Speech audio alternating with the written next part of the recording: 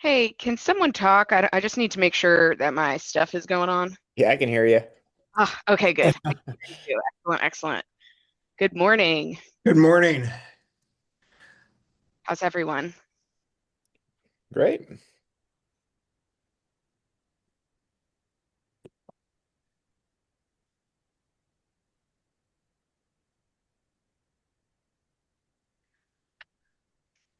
Megan, are you guys going to be sharing the agenda, or is that something you want me to do, or not share at all and just run through it? I do believe we usually share the agenda. I will pull it up in case no one else has it, but I'll let Nina speak to that. Yes, I can go ahead and get that pulled up right now.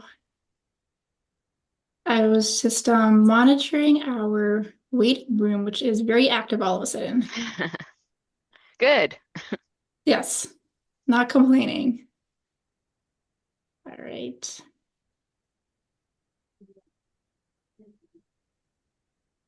All right, can you let me know that you're seeing the agenda? Yes, I see the agenda. All right, well, my name's Corinne Arriaga. I'm the vice chair, and I'll be chairing the meeting today. So I'm going to go ahead and call the meeting to order at 10:01 a.m. And next we have public comment. So Nina, did we receive any public comments? We have not, no. Okay. Is there anyone online that wishes to provide a public comment? But I guess they have to fill that out, right? Okay.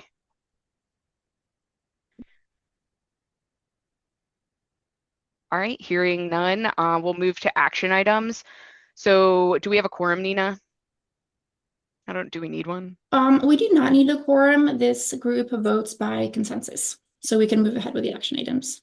Okay, so do I need a motion? Yes.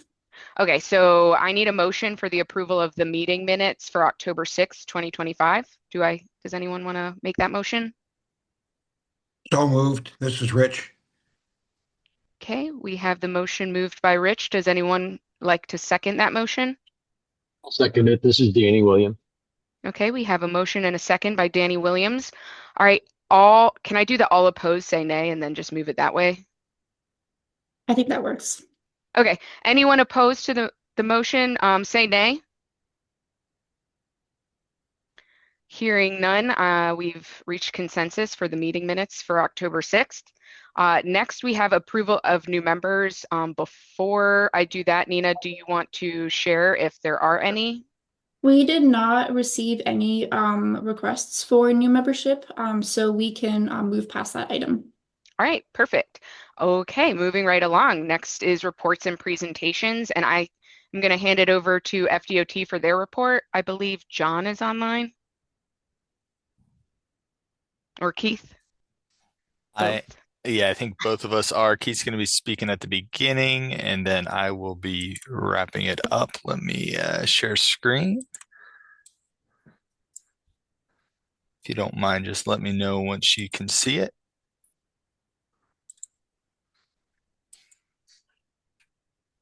John, I like your shirt. Thank you. Started the Olympics. I can see your screen. Awesome. Keith, I don't know if you're on and just want to start speaking from here, and then I'll take it over. Okay. Good morning, everybody. I'm Keith Robbins. I'm the District Safety Administrator for District 1 and the FDOT. And we've got a few slides here for you this morning. I'm going to talk about one at the beginning and one at the end that are really more of just an FYI for everybody. And then John's going to give you a more technical update on some of the projects that we're doing that you may find interesting. Okay, we'll go on to the next slide. Every year we have a large community outreach event. This is Safety Jam. In the past, we called it Operation Spring into Safety. This year, we've changed the name to Safety Jam because it sounds better, quite honestly, less of a mouthful. But the important thing is it's scheduled for the 28th of February here in the Manatee County over at the State College of Florida, Bradenton campus off 26th Street. We invite y'all to come out, invite your family, your friends, your coworkers, anybody you know on the street. It's going to be a pretty cool event. It runs from 10 to 2 on that Saturday. We're going to have 18 food trucks. No kidding. We've had 18 food trucks sign up for it. There will be some live music. We've got a lot of different health and safety and first responder emergency services organizations are going to be there with a lot of cool equipment. We've got over 50 tents are going to be set up with different organizations with sharing information and interactive things for the attendees to do. So it really should be a very cool event. We're real excited about it. There will be superheroes there. There will be other mascots there. So it's definitely a family-friendly event.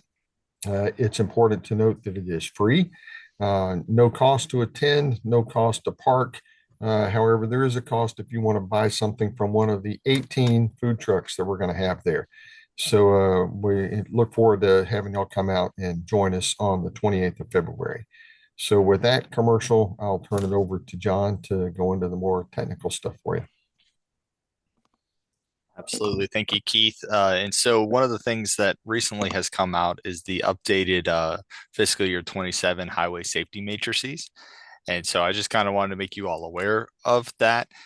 It's using crash data from 2020 to 2024, which another news update, Florida Highway Safety and Motor Vehicle has all of the crashes that they are aware of into Signal 4, and they have marked fiscal year, or not fiscal year, calendar year 2024 as complete within their system.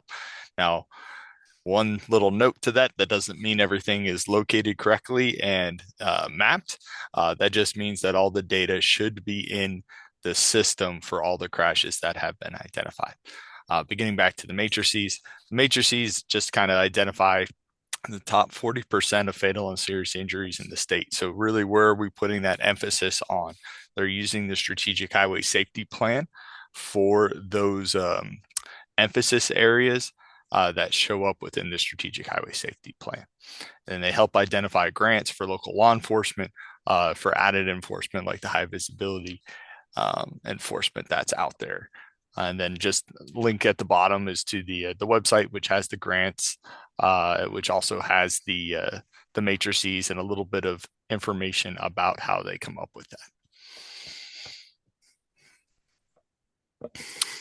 One thing I wanted to hit on too is we've been really trying to pursue some median modification projects. So the areas that we have two-way left turn lanes, we've been looking to change that out and put in some raised medians. I want to talk about a couple success stories before I get into some of the challenges. These are projects you guys are probably familiar on. Our number one highest crash segment in the entire district is US 41. And we did the median modification project, which put in that raised separator, as well as there's a project that's going on right now, which is adding the pedestrian hybrid beacons.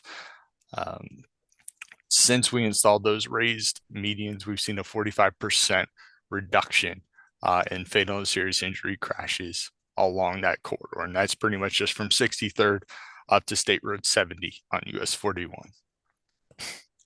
Another project was on Cortez, where we did something similar.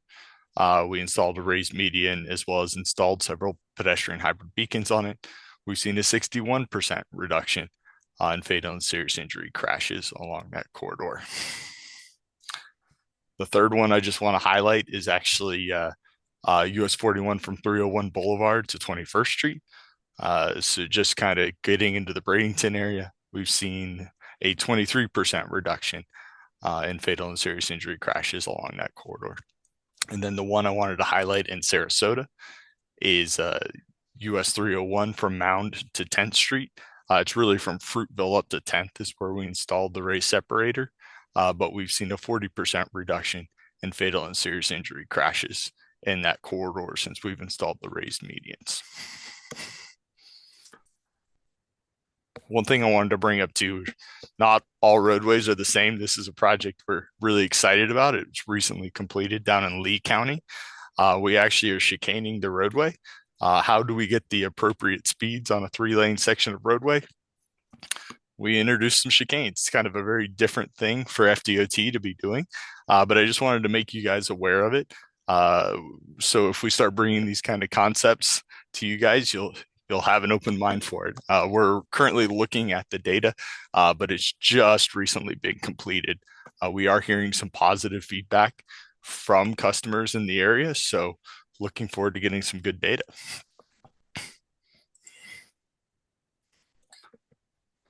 One thing I wanted to bring up, we do have several projects coming in Manatee and Sarasota County. There's been some recent changes with the department in which we're really wanting to get more local feedback and support on these projects as they're coming into the work program or working on getting towards their public meeting. And so we're probably going to be approaching you local agencies that have these projects so that we can get support either from your city council or your county commission as just kind of a making sure that you guys are on the same page as the department when it comes to proposing these projects.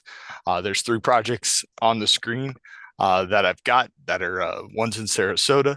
I know, Corinne, we talked about this project. It's finally coming through. So there will be a public meeting coming up for that project.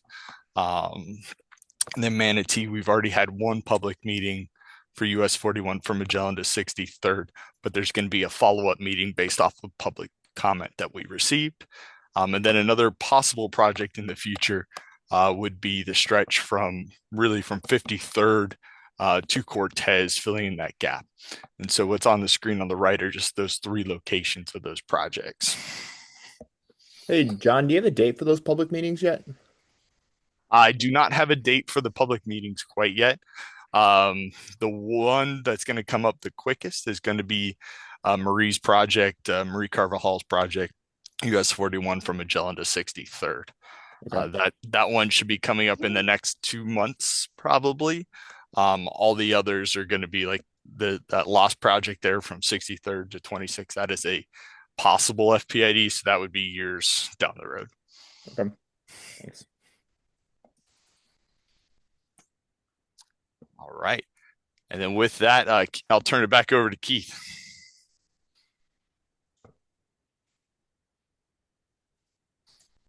Wanted to introduce y'all to a new member of our safety team. This is Ruby, our newest safety ambassador. She is a sweet English bulldog. We're using her in a lot of our social media posts, and as you can see, it's an example of a few here.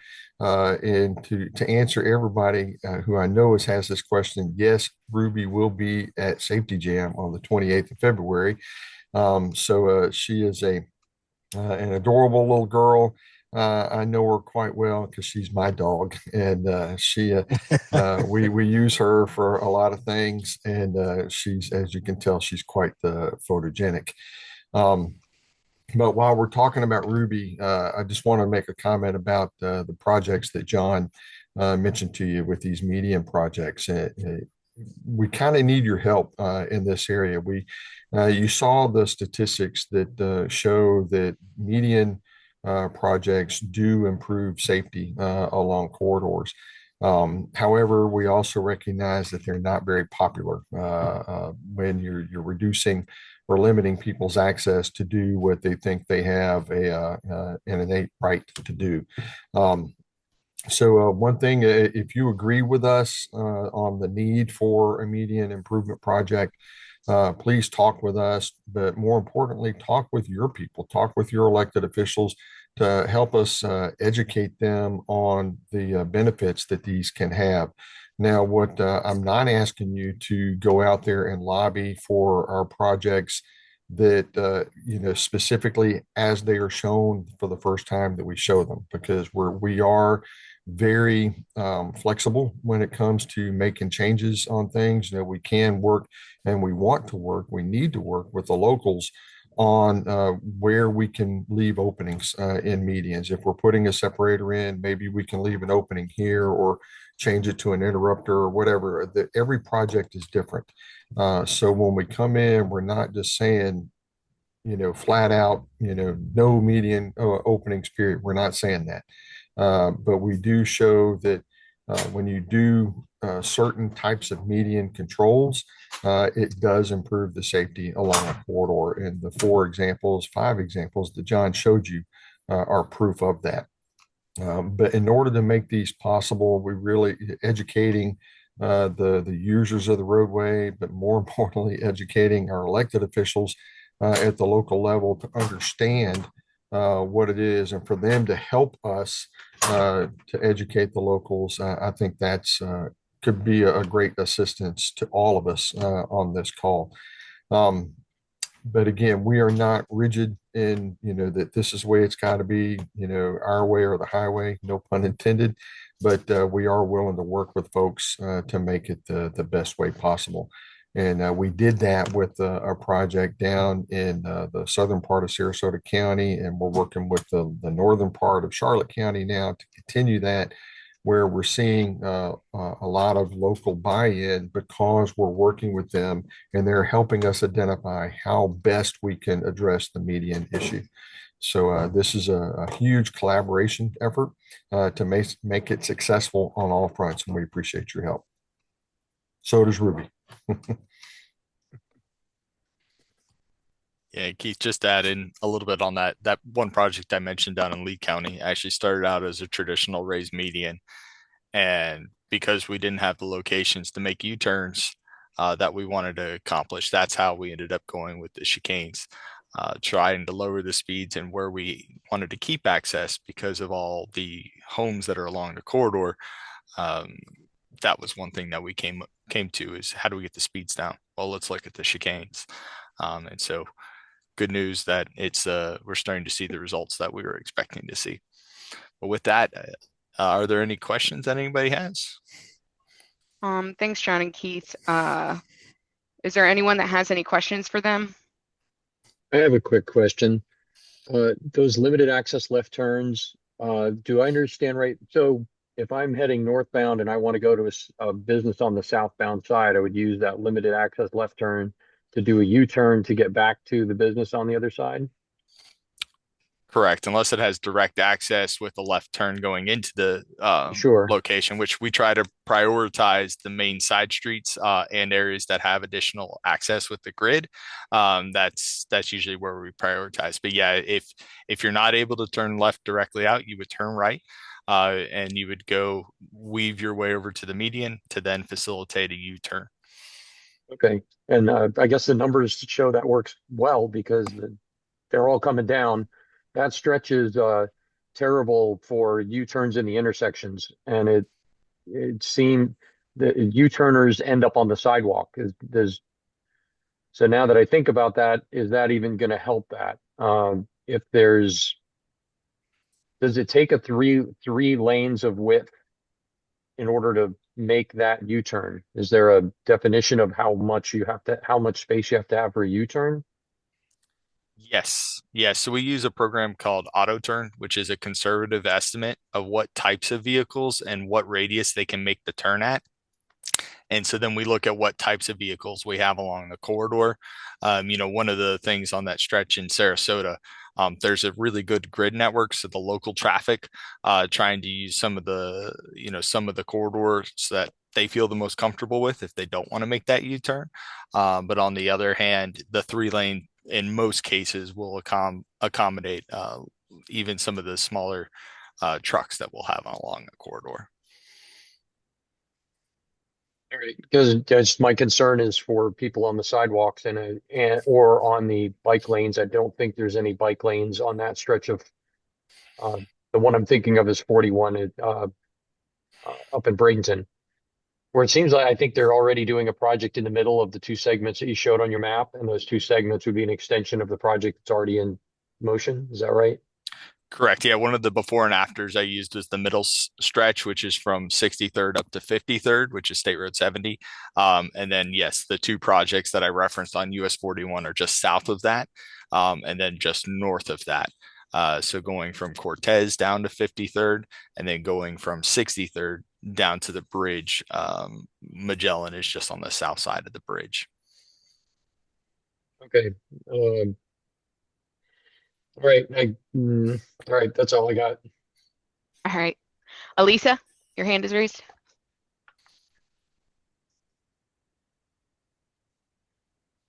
I cannot hear you. Did she drop off? Oh no. Now, Yeah, I can hear you now. can you guys hear me? Yes. Can you Yes. hear? What, under my speaker? We hear Okay. you. Yeah. Fix where I can hear you now. On the FDOT safety matrices, I had a question of if anybody had looked at the standard deviation of those matrices. So these are put out by central office. So I would think I that they I've got did my take a peek at the standard speaker. deviations for it. But they're put out by central Can you guys office. try saying something? Oh, can you not hear me? No. Okay, now I can hear you. Okay. Sorry. Has anybody looked at the standard deviation of the safety matrices? Yeah, so this gets put out by central office, so it's something that they should have taken into account when they put it out there. And I do assume that there will be some standard deviations, but it's the data that they put out that we use. Okay, so I've ran and I took this from a PDF and I've reached out to, I think it was Colin there to see if he had just an Excel output of the data, not the full, how he ran all the formulas and everything. But if I sort it alphabetically, like it kind of looks like noise. And this is just the mid-sized cities. So then I was wondering, I was like, well, what does it look like if I sort it from lowest to highest? So if you look at alphabetically, I've got the average on there. I've got a power average on there. And then if we sort it by the ones that are the lowest number to the ones that are the highest number, you get a pretty nice curve. So if you look at where the average is, the stuff in the middle tends to be above that. Because whenever I was looking at this, I saw that the stuff in red tended to be red across the board. And it's like, where else in life do you get the aging road users and the teenagers and the people on motorcycles all agreeing on something? So while I appreciate that this is used for law enforcement grants, I really think it's helpful in terms of looking at other parts of the roadway. Because I don't think it's fair to put on the police officers to fix something that the aging road users and the teenagers and the all of these coming together are agreeing on it. So looking at our roadways more.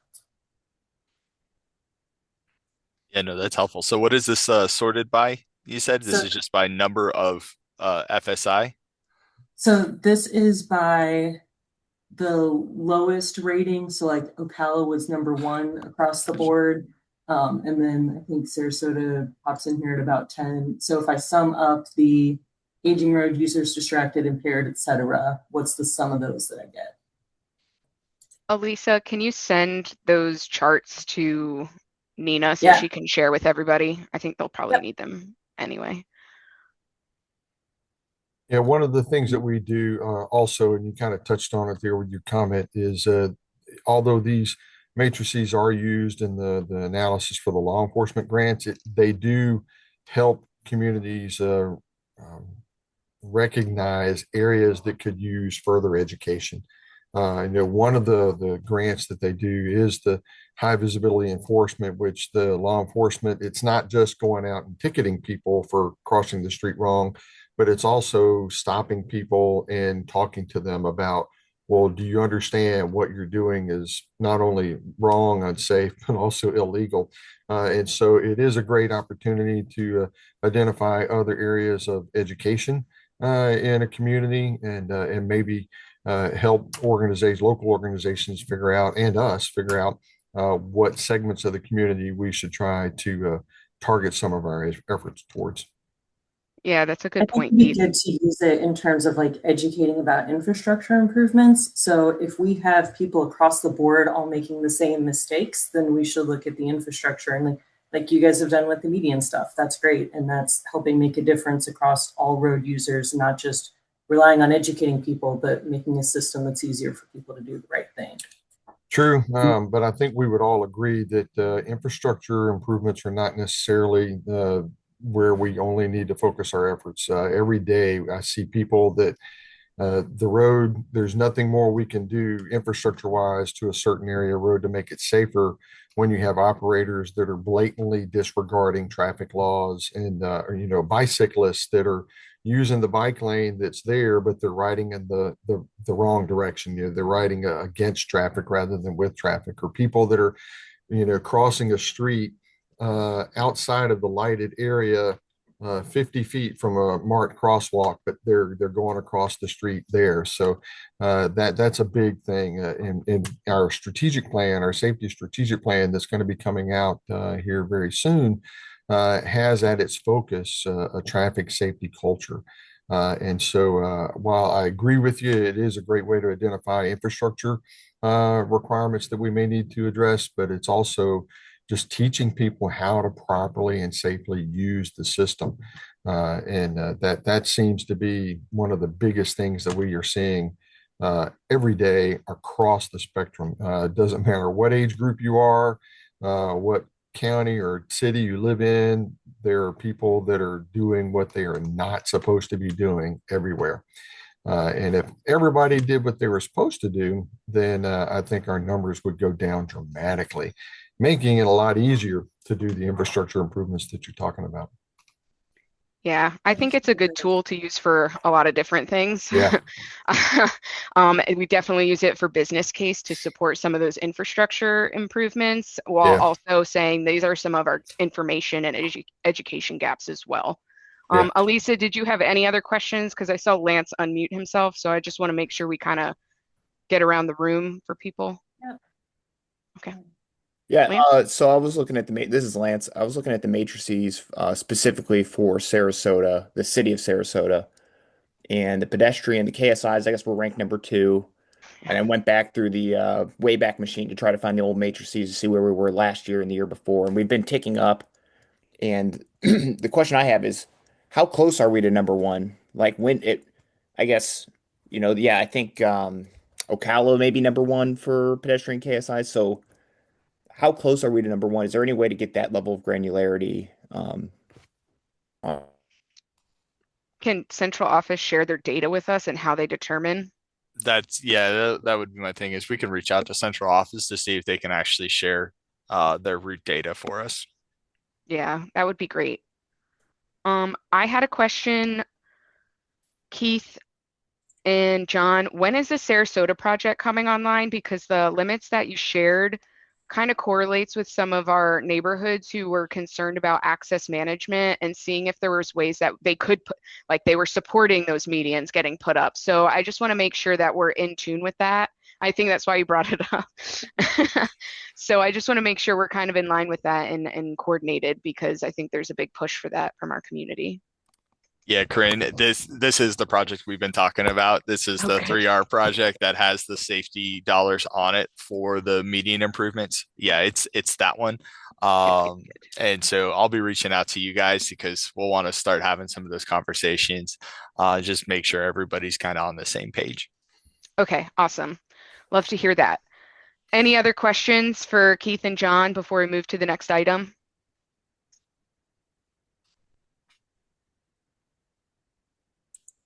All right, and if you have them, you can drop them in the chat and we can bring them up later too. All right, so next we have the MPO report. So I'm assuming I'm handing that to Nina. Maybe Megan, I don't, dealer's choice. Nick will be Yeah. taking it over. Nick, okay, Yep, great. I'll attempt to share my Surprise. screen here. Okay, are you guys able to see the PowerPoint? Yes. Yes. Okay. Want to make sure. So I'll keep this pretty short because I'm sure most people in the room have seen this, but the MPO recently adopted our safety targets for this year. It's an annual thing. We look at the safety performance measures, which is the number and rate of fatalities, the number and rate of serious injuries, and the number of non-motorized fatalities and serious injuries. And those targets are 5-year rolling averages, and the rates are calculated per 100 million daily vehicle miles traveled. So why do we do this? It's federally mandated for one, and MPOs basically have two options. They can support the statewide safety targets or they can establish their own. This is just quick informational because we get this sometimes. It's not tied to funding, and it's certainly not a replacement for all the work that is required to see safety improvements. So even though we set a target of 0, we're still doing lots to get to that point. And then this is just informational for last year. Most MPOs also support the state target of 0 across the board. And FDOT is leading the way with target 0 once again, which was adopted for this year. And these are the adopted targets on the left there, the orange box of 0. And this was affirmed by both the TAC, CAC, and MPO board. But according to our projections, the number of fatalities is set to decrease to 111 fatalities, average fatalities per year for the 2022 to 2026 time band. Similarly, we're seeing the number of serious injuries also drop, as well as the corresponding rates to those two variables. And similar to previous reports, the bike ped gains are slowly but surely improving, but at a much lower rate. And I just wanted to also plug the MPO's safety data. We've recently reorganized our web pages to kind of bring all of these resources into one place, which you can find at the link above. Previously, it was kind of dispersed throughout a couple of different safety pages, and now it's kind of a one-stop shop for looking at the high injury network and crash clusters. And there's also a fatal crash dashboard that we put together for CTST, but should be useful for anyone wanting to understand what's going on in the region. There's a bunch of built-in filters that you can kind of do your own research on, and hope that'll be helpful and also illustrate how big of an issue this is in the region. And yeah, I just wanted to end it by making you all aware of that there's a home for where you can find all of these, and then we also have our Geo Hub where you can find GIS data to overlay to grab and overlay the high injury network or any other data that you may find useful in your own research or projects. And that's it for safety targets. Is there any questions? Thanks, Nick. Can you send us those slides with the link and everything? I don't see them in the package. Yeah, that was a last minute addition. So That's okay. I'll send that out. I just want to make sure everybody has the link because it looked really good. Okay. Danny? All right, we'll do. Hey, Nick, can you go back a couple of slides to where you showed the progression of expected outcomes for the future? Yep, one moment. That's not the right phrasing, but you know what I mean. Yeah. Let me see. Is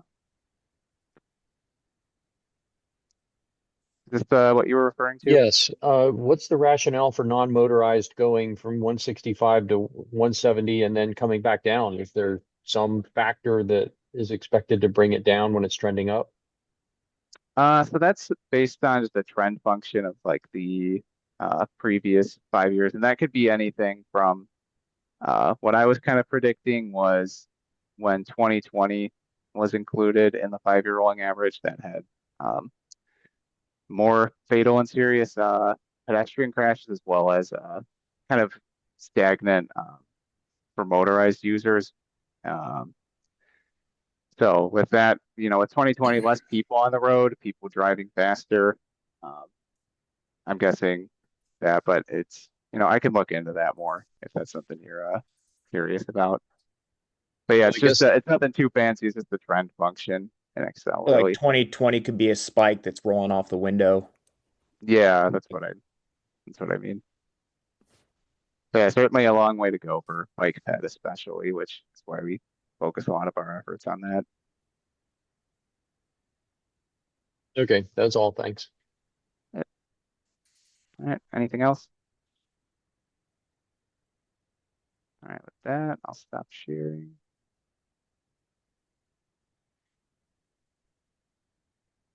Okay, I think you got another presentation, right? You got two more? Yeah. Yep, next one's Nina. Yeah, I'll take over the stakeholder workshop info. Let me just get over to sharing my screen here.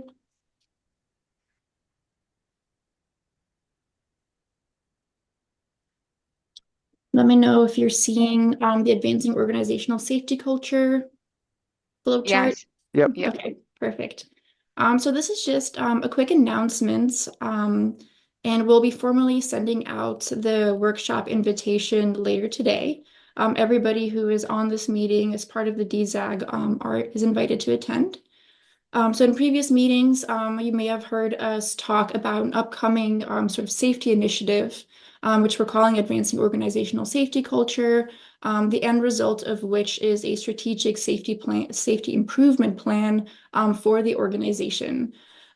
So usually when we're thinking about safety culture, roadway safety culture, we can look at sort of public and public engagement, looking at education, or we can look more internally at an organization and the way that the organization is operating internally, looking at policies, practices, protocols, stuff like that. So for those of you who attended the FHWA pilot back in, was it January 2024? This is sort of a follow-up on that pilot, which focused on organizational safety culture. It's not 100% the same thing, but it is looking at the MPOs and starting with an analysis or an evaluation of our plans and policies to understand where does safety show up in our planning and in our policies.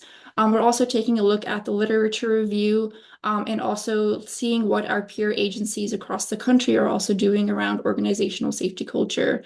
So far, I don't have the results of it yet, but it sounds like a focus on organizational safety culture is so far few and far between, but we have a few good examples to look at. And then the stage where we are at right now is a strengths, weaknesses, opportunities, and risks analysis. So we had our consultant here last week and spent the entire day talking to MPO staff. And this follows up also on a review of our plans and policies against those best practices. And so we're hoping to use the outcomes of this review and the interviews with staff to then inform a strategic safety framework. As a part of this, we're drafting goals and objectives and defining some strategic actions. And we'll present these strategic actions at this upcoming stakeholder workshop. And so as part of the workshop, we'll be presenting what we have found thus far, as well as an overview of this plan, and then working with our stakeholders to start prioritizing these various strategic actions. So we definitely want our stakeholders' input on what's the best way for the MPO to prioritize safety from an organizational stance. And then from there, we'll be working on an implementation framework. Part of that is identifying the roles and responsibilities of not only the MPO, but also our partners and our stakeholders so that we can better understand how the MPO fits into this larger universe of roadway safety. And then also the relationships between our different stakeholders and partners so that we could better cooperate and collaborate and coordinate. We'll identify some performance metrics so that we can track those and report on those annually. And we also want to develop a communications plan so that the MPO will do a better job of communicating actually what it is that we're doing around safety, what our next steps are, and then also those performance metrics as well. So it is a fairly short timeline. It's about 6 months. And really, this is getting us geared up for a larger just strategic plan for the MPO, which is coming down the pipeline in the next few years. But we figured that this is an important look at the organization internally and the way that we're operating, and then having safety be sort of the foundation for our strategic plan moving forward. So the date of that workshop is on Wednesday, March 25th. It'll be from 9 to 12 here at the MPO office. So I'll send that calendar invite out to you all as well as our committees as well. And I hope that if you cannot attend, that you might be able to send somebody else in your place who will be able to work with us on this improvement plan. So I don't have much more to share given that we just kicked off about a month and a half ago, but we'll have much more to share at the workshop on March 25th. So with that, I'll take any questions. Okay, thanks, Nina. Does anyone have any questions?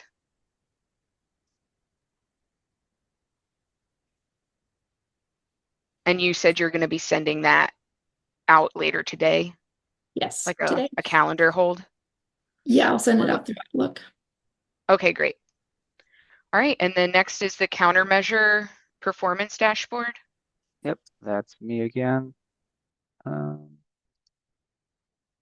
Okay, so just wanted to share that we wrapped up our safety countermeasures performance monitoring study, which I brought to you all at a past meeting. So really what this was all about was, extending our Destination Zero efforts and also kind of looking at what local projects, what our, local partners are doing with local projects and kind of getting safety countermeasures projects all in one place and then applying a data-driven approach to kind of see what's working in our region and maybe what improvements are not working in our region. So I was reaching out to our TAC members, CAC members, and local partners for projects. I know I reached out to Keith for FDOT projects, and that was certainly a good amount there. And what essentially we did was we took all those projects, put them in GIS, and then brought in data from Signal 4 with all the different crash variables, and then also looked at mobility metrics. For safety, we did a 3-year before and after comparison for these projects for safety, and then for mobility, we just did 1 year before and after. So this is kind of just a visual of how that works. The orange, or no, rather, I think the red lines there were projects that fell within 3 years before and after and had Signal 4 data available. Needless to say, when I was polling for projects, we got a lot of recent projects that maybe didn't make the that are inventoried, but we weren't able to do the analysis on. So it's something we'll certainly want to revisit. And essentially, with the flow there, you see we applied a buffer to the projects and then just brought in Signal 4 data and then compared before and after construction to see what we could find. So the key takeaway is that total crashes did rise. A key limitation of this study is, it's hard sometimes to prove cause and effect. So total crashes can certainly be, there's also more cars on the road. But what we were seeing is that these safety countermeasures that we were analyzing were effective in reducing fatal and serious injuries across the board, really. So we see 195 reduction out of all of the 38 projects we analyzed for safety for KSI crashes. And we had a number of lighting projects and other improvements that resulted in a 50 reduction in fatal and serious nighttime crashes. And then as with, we've been saying, the bike ped crashes saw some improvement in terms of less deaths and serious injuries at these improvements, but there was an increase in total bike ped crashes. And getting into specific types of safety countermeasures, there were some key takeaways with roundabouts consistently reducing severe crashes pretty much across the board, which aligns with a lot of national research on the subject, and similarly for intersection improvements as well. And lighting projects, unsurprisingly, are also correlated with less nighttime crashes. So this is just a visual of what was analyzed versus what's inventoried, and most of these inventoried ones, if we come back in a couple of years when there's more data, it'll be far more fleshed out. This is kind of a constant effort that we want to keep this data set up to date and revisit it periodically. And on the right there, I just looked at by corridor where which segments have had the biggest safety gains, and then I overlaid it on the HIN, so we can see from this that we're all aware of where these problem areas are, and safety dollars are being focused on these areas. And then just to highlight some of the findings in specific projects, and this can all be explored on the dashboard as well. With on the left, the dark green are the ones with the biggest total crash reduction.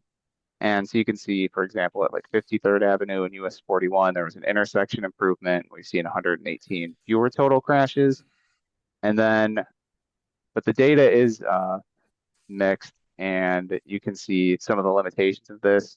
Like the pedestrian safety improvement on Bee Ridge Road resulted in 211 more crashes in the before and after period. Again, it's difficult to say if it's because of the safety improvement. I would wager probably not. It likely more traffic and all that sort of thing. And then some that we really didn't see too big of a change, such as the traffic signal improvement. And then if you look at the right, if we're looking at specifically fatal and serious injury crashes, we see that the vast majority of those do have quite the improvement in reducing those, which is the whole intention of these safety countermeasure projects. And really the corridor we've seen the most improvement is Cortez Road, and that's excluding the the pedestrian hybrid beacons that have been put in place, because those didn't fall within the analysis period. So that'll be exciting to come back to. And then same with US 301 and with the River Road feedback signs, we're seeing a little bit of a change there. We also wanted to look at mobility and see if these safety improvements were coming at any sort of cost to safety improvements, and the answer is really no. We really didn't see much difference in any of these other than roundabout and intersection improvements, where it's not even negatively impacted. It's just more consistent, slower speeds, which is pretty much the whole intent of these projects. And so next steps, as I mentioned, we have a lot of inventoried projects lined up. We also want to keep adding local and FDOT projects into the data set. And we're going to leverage the results of these to inform our future safety action plans and to support performance-based planning.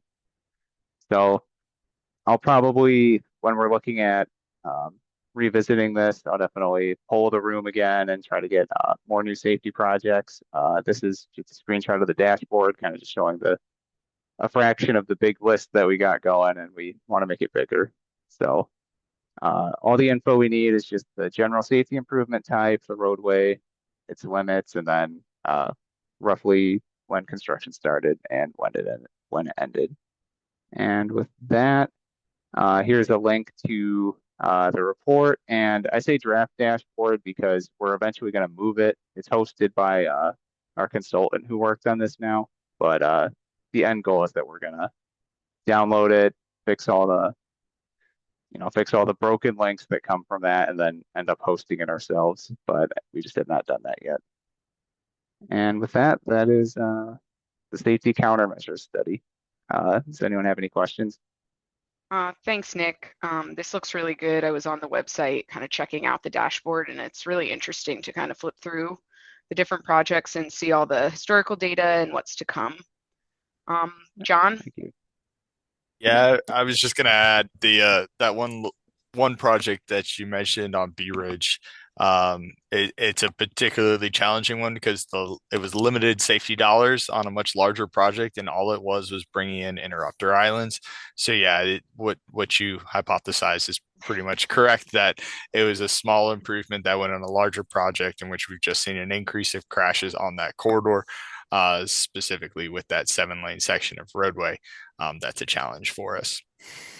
Yeah, And thanks for the background on that. And yeah, that's something that it's a limitation we gotta live with. It's there could be a safety improvement, and then there could be a whole bunch of other things going on there too, but it's still found it to be worthwhile to analyze. So thank Yeah. you. I think I see Danny's hand is raised.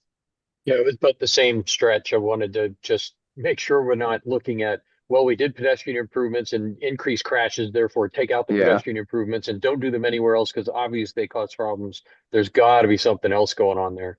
So Hmm. I it just that that was all, and John kind of covered that. So uh, certainly, if that information is going to go any further as far as prioritizing projects or anything, that needs to be fleshed way out. Uh, Hmm. and Oh yeah, no, And and then it's just the something we're comment aware of of. 7 pedestrians on a 7-lane road gives me the heebie-jeebies anyway. Yeah. Hmm. Bee Ridge is a beast. It's probably needs to be redesigned. Danny, anything else? No. Okay. Elisa? Would there be the flip side of this of, hey, here's the things that are the greatest safety risk that maybe we could kind of put in contrast with of like, hey, that's great, you're doing safety stuff, and then also the stop doing list? I don't think, I think in terms of, again, it's such a small data set that we have. 32 projects might sound like a lot, but we had like, I think like 2 or 3 like Sharo projects, and those we didn't really see too much of a difference, which is kind of to be expected because it's not really changing too much. But there weren't Or any that maybe were things like on the high injury consistently network having the, that were yeah, there trending weren't towards any that things were being. consistently like a negative result.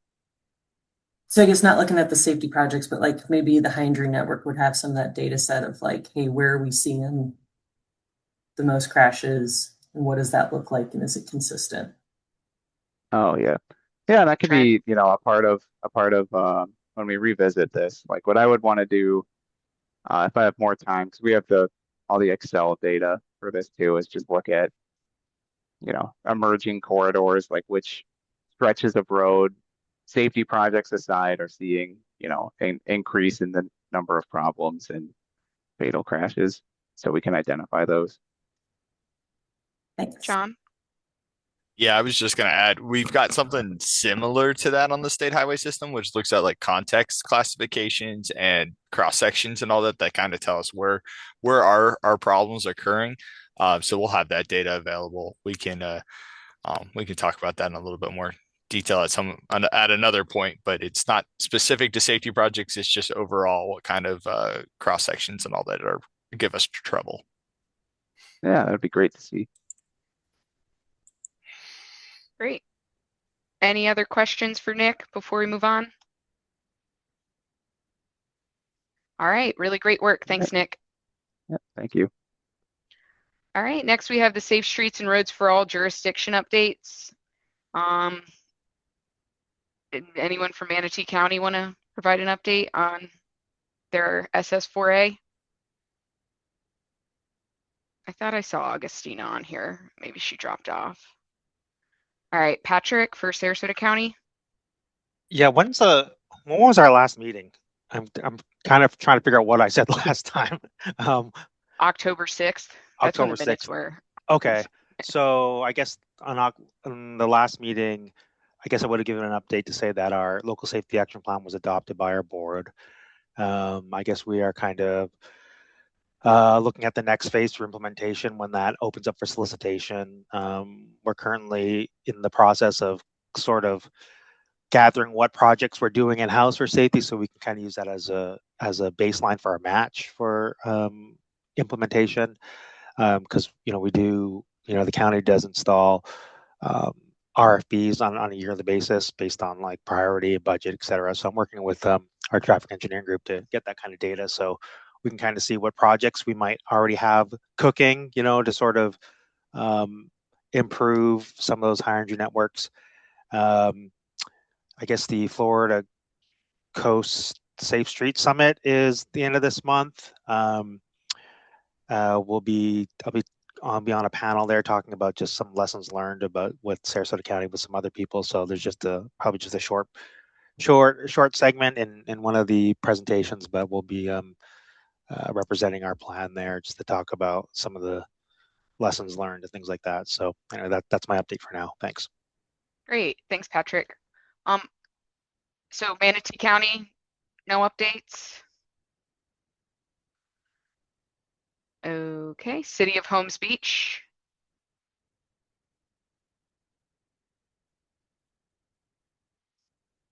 All right. I don't know. Maybe you can email the folks at Manatee County and City of Holmes Beach and get an update and send it out to everyone because I think we'd be interested to know what's going on. I do that.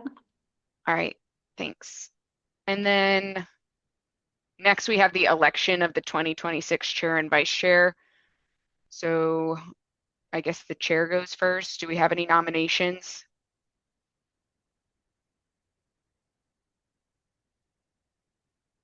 I just want to add, so with the MPO advisory groups and committees, we look at rotating representation from the Manatee County area versus the Sarasota County area. Town of Longboat Key can represent either. So for chair for the next year, we are looking at representation from Sarasota County and the local jurisdictions they're in. Elisa, you have your hand raised. I nominate Corinne to go from vice chair to chair. Okay. Does anybody want a second? Second. Patrick. Okay. Is there any other nominations on the floor? Rich, I saw you on mute. Did you have a different nomination? No, I just wanted to be prepared to say something, and I support the nomination. Okay. All right, I'll accept it. So there's a motion and a second. Anyone opposed, say nay.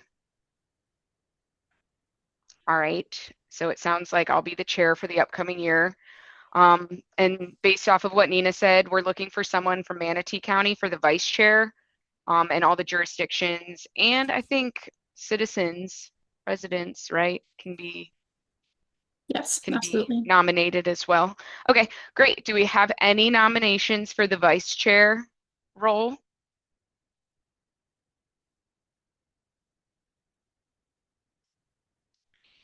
Bueller, anyone want to do a nomination? I'm like, who's here? Yeah, who's here? That's the question. Who's eligible?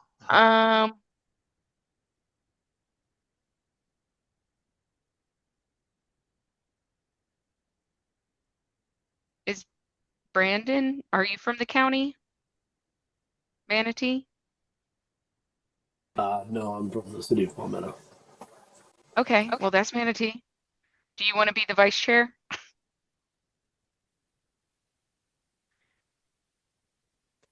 At this time, I don't think it would be appropriate. Okay.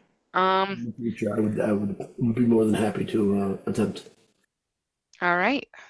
Well, stick around. You'll get there. I'll be here. Don't worry. I guess I don't know. I don't really know where everybody's from these days, so it's hard for me to keep singling people out.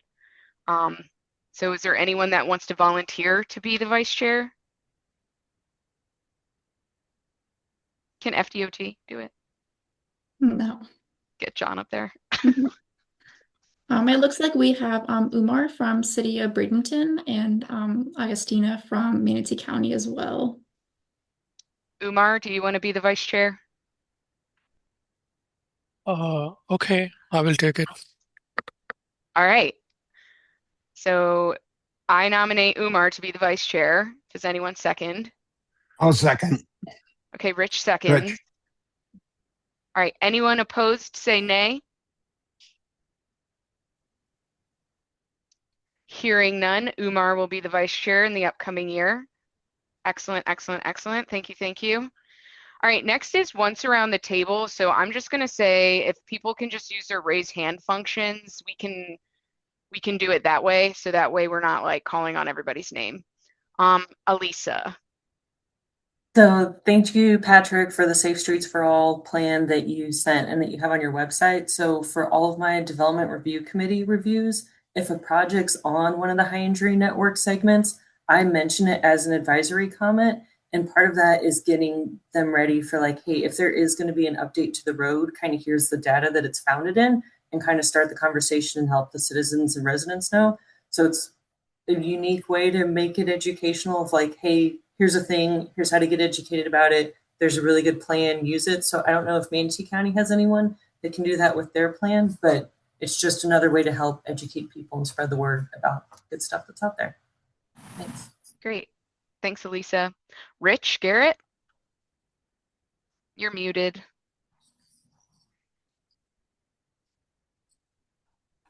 All right. Thank you very much, Corinne. I just want to say, from the Florida Bicycle Association standpoint, we are also very concerned, as Keith mentioned, over the lack of education. And we think that that is one of the key things that is going to be addressed in House Bill 243 and Senate Bill 282, which are addressing the e-bike, e-motorcycle situation. Um, we are following those bills. We're also very strongly supporting and educating on the distracted driving, because my greatest concern is we're now starting to see distracted drivers be more have more crashes than DUIs. The other factor that we are concerned with is the weight of the e-motorcycles and e-bikes and the speeds on the sidewalks, as far as what the injuries can do to children. You know, given that the weight is much heavier, you have a lot more motion or a lot more force being applied. And we're hoping, my opinion is, we can have the speed limit of electric motorcycles to be 10 miles an hour or less because of their weight. Thanks for the opportunity. Thanks, Rich. And that actually brings up a good point. Is there a way that we could get some like legislative updates or like tracking for this committee as it relates to safety? Just so we can kind of keep abreast in what's going on at the statewide level. So we're like not caught off guard. And if there's an opportunity for us to have an opinion or like speak with our personal / organizational or association lobbyists, that we can jump on it when it's right. Okay, I had Lance, Tom, Danny. So Lance, why don't you go ahead? Sure, let me get my notes here real quick. Yeah, I was looking at the Destination Zero action plan, and a couple just came up. It's item 10 was do an annual crash analysis. I think the MPOs did a really good job with providing the data for that. I do get most of my crash information off the Facebook Sarasota traffic page. I don't know if you guys look at that, but the details are always pretty scarce. There was a crash, I think, a couple days ago on Beach Road on Siesta Key, right offside of Beach Access, a bike and a car. And I'm always wanting to know, like, because I bike out there, I'm like, what did that cyclist do, or what happened, and how can I avoid something like that? Is there any more level of detail that we can get and say, okay, what countermeasure would have prevented that crash? You just get a little dot on a map. It says, bike versus car or something like that. I guess, is there more information, more granular than just a statistic? So I believe they go through that in the CTST, or does Mary not go into that detail anymore? So I know they used to, but I wonder if there's like something that gets pushed out where they can't do that anymore. The I details don't. on CTST reports have gotten slimmer over time. Yeah. Okay. The you can get police reports after 60 days, uh, is the best way I know to get the detail of a specific incident. They're $10 a piece. You have to know the name of the person, uh, or it can be hard to get it for a specific incident. And we Yeah, I find know if the it's open reports aren't generally investigation. written very accurately. So that's like maybe a whole nother topic. Maybe not for this one, of how to something like NTSB does for plane crashes. We need something like that for automobile crashes. Right. So we know what happened and can make it better next time. Right, because I see a crash at like Tuttle and Bay Vista or something, and it involves a cyclist. So I'm like, okay, I bike there all the time. I'd like to email my commissioners to say, hey, do this project. There's already a project that is on a ranking or something. And then you look in the Facebook comments, and it was a guy on an e-moto, that ran a red light, and it's like, okay, that's not a infrastructure issue there. So, um, I think it enable citizens like me to help better engage our commissioners and help look at specific projects and try to map things, incidents to projects. The next thing I wanted to talk about was item 10 or action item 10 on the safety action plan was road safety audits. I really liked the output from the Ed Smith study. I thought that was really cool that you guys went out there and biked it. There's a map that shows specific projects and things. Are there any more road safety audit type activities planned in the next year or study areas? We don't have anything specifically planned for the current studies, but we're always available to do road safety audits. And we know through the CATST, for example, there's been segments where we've done road safety audits as requested as well. In the past, we've done safety audits with FDOT D1. I don't know that they have been going on as much as previously, but there's another opportunity for partnership there. Okay, so if me and a bunch of people that bike have a specific area that we'd like to say, hey, this area needs a study or something, could we request one and maybe organize something? Certainly, yes. And I think going through the CTST would be a good avenue for that as well, given that we have a lot of our local partners on that and the FDOT partners as well. So I think that would be a good place to make that request. Okay. Any other thoughts, comments, Lance? The last one was item 13 was support quick build programs. And it was a municipality thing, a county thing. Are there any action on developing quick build programs? I would like to see like, does the city have a pile of stanchions and cones or armadillos that they can go throw up, and it doesn't have to be a study and it doesn't have to be a 5-year work program thing. It's something they can implement in a month or two. The city of Sarasota specifically, or just Any any city? city? Is there any Okay. quick build program out there in the MPO area? The city of Sarasota has one. So how do you I don't know request? about anybody else. Okay. All right. So if you want to reach out to me, Lance, I can tell you about it from the city's of Sarasota's perspective. That might be a good opportunity for the MPO to reach out to all the jurisdictions to see if they have quick build programs and what those parameters are, how it's used, just Maybe any we could have information at maybe some all. success stories of how that was used, because that would be pretty nice to maybe see something like that. Yeah, we can reach out and then potentially prepare something for the next meeting on an update on the programs and some success stories. Okay. That's all. Thank you.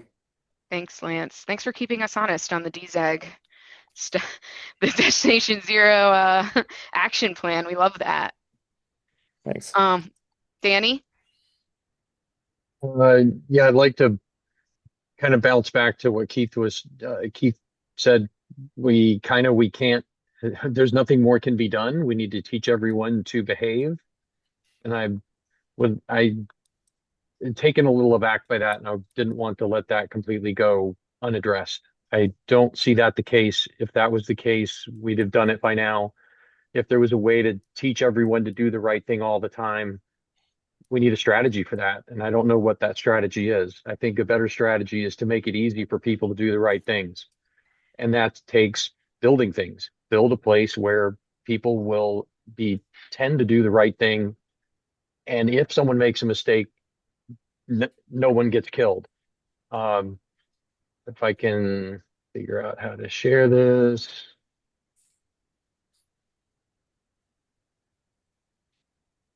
Oh, Lance is sharing. I'm trying to share.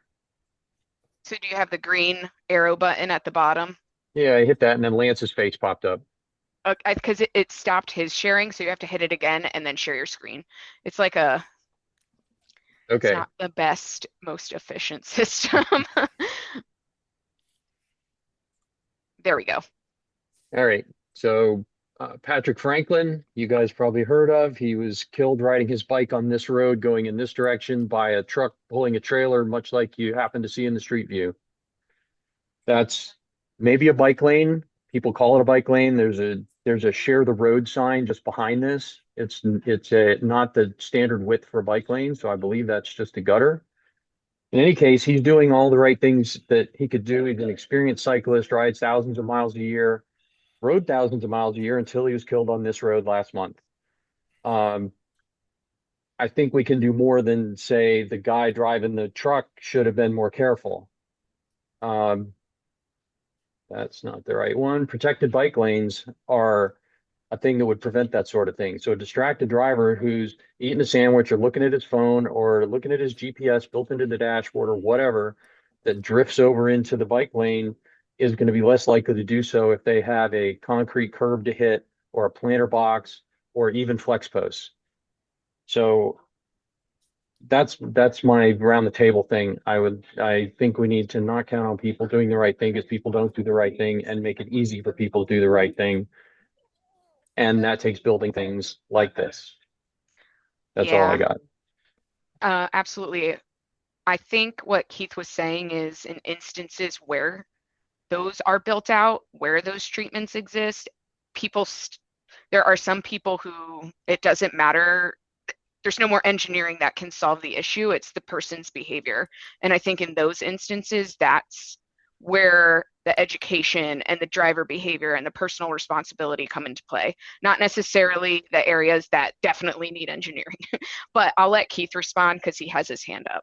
Yeah, Okay. no, Corinne got that on the mark, and because I'm not at all advocating that there's no more engineering to be done, because otherwise I'd be saying, why do we have a job? So, but it is exactly right. There are some places where we've done all the engineering that we can for whatever reason it may be. Maybe we put all the treatments that could be put in there. Maybe we don't have the right of way. Maybe the geography of the physical geography of that segment of the roadway doesn't allow us to do anything more. I'm saying that where we can't do any more physical infrastructure improvements to try and make it as safe, it ultimately comes down to the user of the roadway. That if drivers are still going to be doing something wrong, we cannot physically make every single stretch of the roadway all over the system to where it doesn't matter what you do, and that nobody's going to get hurt.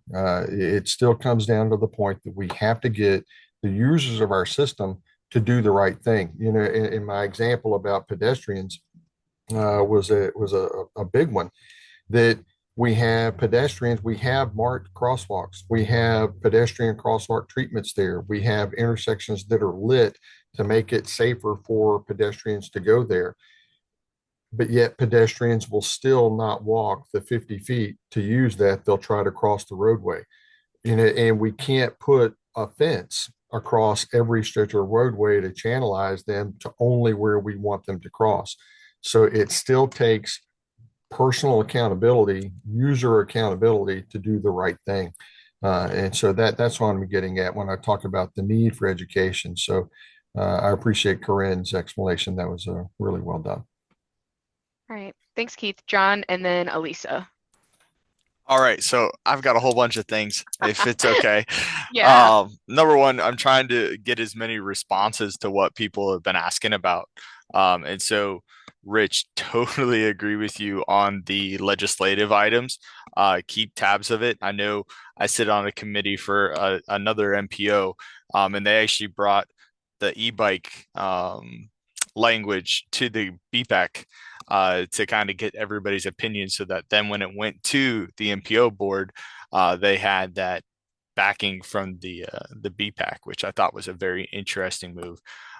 Corinne, I'll see if I can get my hands on the legislation that we're tracking on the safety side. I know a few myself, but I'm interested to see if Brenda has anything that's just kind of a tracking type thing that she's following up in central office. Lance's comments. I totally agree with Corinne and going into the DZAG and looking at the action plan and everything. So, well, way to kind of hold us all accountable. When it comes to the crash data, individual crashes, I can tell you I actually was reviewing the press release from from the Florida Department, not FDOT, from FHP, Florida Highway Patrol, that came out related to that crash on beach at the beach access point. So I can tell you, I do take a look at the fatals as they come in and try to see if there's anything that's glaring I agree with you. The press releases are rather challenging to sometimes understand. Like my thing was, said he was riding in the bike lane. Was he riding in the correct direction? Those kind of type components are always an interesting one. The crash report itself within Signal 4, if you're with a local agency, you can request access through Signal 4. And if you are with an agency and you have an email address, they will grant you access. You can then go in and actually look at the crash reports and the details with the narrative and a description that's in there that's free of charge. Danny, I know you mentioned having to go and get them. If you know somebody that has access and you have a particular question, you can try to reach out if it's, one or two crashes. There is the delay for most agencies related to when they come in, and then there's a delay on the crash itself because it's not instantaneous for them to upload the data, and if it involves a fatality, it takes a lot more time to get that information.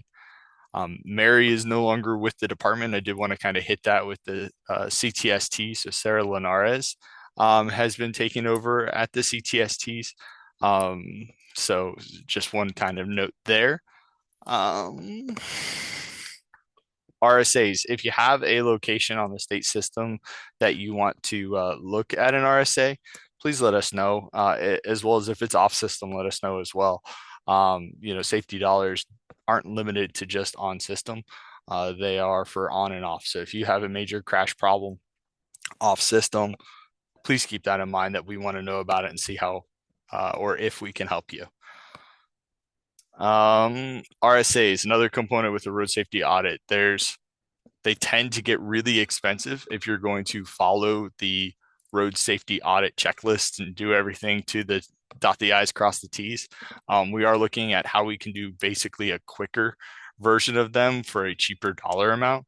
So that's just one thing. It might not be called a road safety audit, but we might be able to go and do an evaluation and go out into the field and look at it. So definitely let us know. A question on the RSA, is that purely from a motor vehicle standpoint, or is there a pedestrian component to that? Oh, I absolutely say you should drive it, walk it, and ride it. And that includes both transit and on a bike whenever you're doing a road safety audit, or get somebody who has that experience on those corridors in all those modes. Okay, thanks. Yeah, they're pretty extensive, which is why the cost of them can start to increase. Is there anything like the Ed Smith study was a bunch of people biking around, right? Is there anything we just look at it from that perspective, from a pedestrian standpoint? So yeah. Go ahead. I put in the chat that maybe we want to look at the MPO's high injury network and identify some locations to do some evaluations or safety audits, because it seems like that's a good place to start. And if we're trying to look at it and not increase so much cost as a full road safety audit, maybe then limiting it to like a bike audit. But John, sorry to interrupt you. Yeah, no, you're good. I would say, what are you trying to get out of it, and then work towards that, and come up with a scope that you think is appropriate. But I would also encourage you, when you look at the evaluation, look at all the crash data. Don't just look at one mode, because it can change over time, or frankly, you might just not be thinking of that particular user type in that way. So definitely include all the different crash types.